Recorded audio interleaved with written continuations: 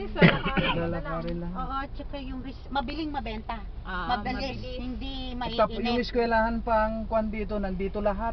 Yung mga Oo, nandyan. primerang eskwelahan. Oo, walking distance lahat yung eskwela. Puro walking.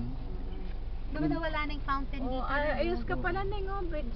Mag-bridging course ka, dito ka lang mag-walking ka lang doon, oh. Ayan yung hospital. Nandiyan na yung hospital Ayan yung dyan. hospital. Oh, yan pala hospital. Yan ang hospital mo yan. Doon makikita mo sa bahay. Ito, mamaya. pag-aari na ng hospital ito sa harap. Okay. Ito, halos hospital na yan. Hospital. Malaki yung hospital. Sino-shortcut ko yung...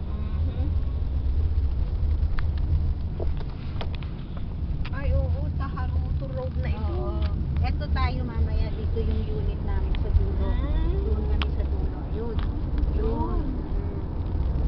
Malapit na lang. Malapit. Lakad. Oo, ayan. Eskwela yan. Eskwela yun yan. Ito na yung pantay-pantay ang mukha ng bahay. Pare-parehan. Depende. Part pa ng hospital yan, pati sa likod, hospital, offices yan. Oh, ganito ang sa Canada. Yung mga ganyan. Ganito kaluwag na.